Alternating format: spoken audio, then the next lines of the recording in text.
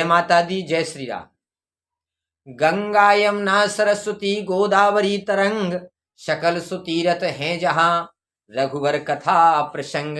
आनंद इसी अवसर में है, अपने अंतर के पट खोलो, हे श्रोताओ सब एक बार, श्री रामचंद्र की जय बोलो। तो साथियों, काम का एकादशी व्रत 24 जुलाई 2022 को यानी रविवार को इसका व्रत रखा जाएगा। इसकी कथा इस प्रकार है।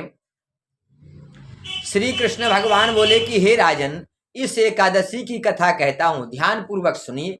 मैं नारद जी ने पूछा कि हे पितामह, आज मेरी श्रावण के कृष्ण पक्ष की एकादशी की कथा सुनने की इच्छा है, कृपा कर मुझे उसे सुनाइए। तो भीष्म पितामह नारद के वचनों को सुनकर बोले कि हे नारद जी, आपने मुझसे बहुत सुंदर प्रश्न किया है, आप ध्यान पूर्वक सुनिए। श्रावण मास के कृष्ण पक्ष की एकादशी का नाम कामिका है। एकादशी की कथा को सुनने मात्र से वाजपेय यज्ञ का फल प्राप्त हो जाता है। कामिका एकादशी के व्रत में शंख चक्र गदाधारी श्री भगवान विष्णु की पूजा करनी चाहिए।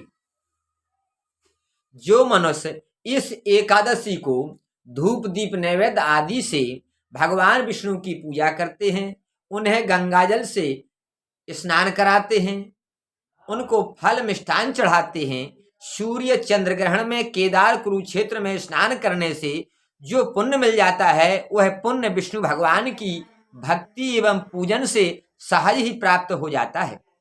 और वन सहित पृथ्वी दान करने और सिंह राशि वालों को गोदावरी नदी में स्नान करने से फल से अधिक फल प्राप्त हो जाता है। ब्याति पात्र में गंडकी नदी में स्नान करने से जो फल प्राप्त हो जाता है, वह फल भगवान की पूजा का फल सबसे अधिक है।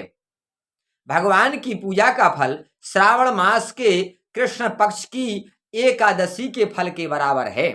अतः भक्ति पूर्वक भगवान की पूजा ना बन सके तो श्रावण मास के कृष्ण पक्ष की कामिका एकादशी का व्रत अवश्य करना चाहिए। आभूषणों से युक्त का दान करना चाहिए। जो फल मिलता है उससे वही फल कामिका एकादशी से सहज ही प्राप्त हो जाता है। जो उत्तम द्विज श्रावण मास के कृष्ण पक्ष की कामिका एकादशी का व्रत करते हैं तथा श्री विष्णु भगवान की पूजा करते हैं, उससे समस्त देव नाग किन्नर पितृ आदि की पूजा हो जाती है। इसलिए पापों से डरे हुए मनुष्यों को, व्यक्तियों को विधि विधान से इस व्रत को करना चाहिए। संसार सागर तथा पापों में फंसे हुए मनुष्यों को इनसे छूटने के लिए कामिका एकादशी का व्रत करना चाहिए। कामिका एकादशी के व्रत से समस्त पाप नष्ट हो जाते हैं।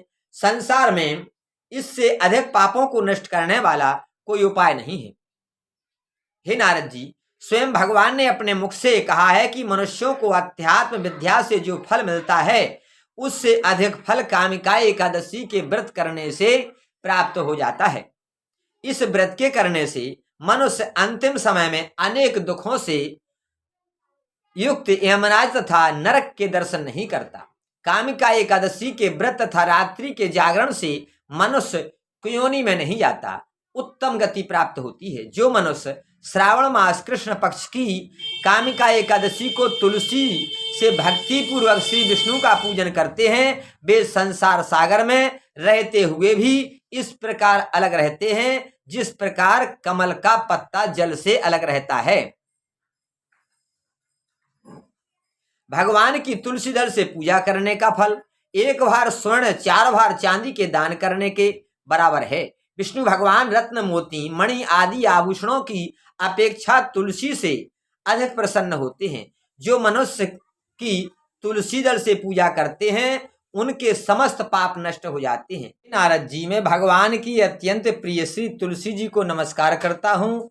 तुलसी जी के दर्शन मात्र से मनुष्य के सब पाप नष्ट हो जाते हैं और शरीर के स्पर्श मात्र से मनुष्य पवित्र हो जाता है। तुलसी जी के जल से स्नान करने से मनुष्य की सब यम यातनाएं नष्ट हो जाती हैं। जो मनुष्य तुलसी जी को भक्ति पूर्वक भगवान के चरण कमलों में अर्पित करते हैं और दीपदान करते हैं, उनके पुण्यों को लिखने में चित्रगुप्त भी समर्थ नहीं है। जो मनुष्य एकादशी के जिन भगवान के सामने दीप जलाते हैं उनके पितृ स्वर्गलोक में जाकर के निवास करते हैं।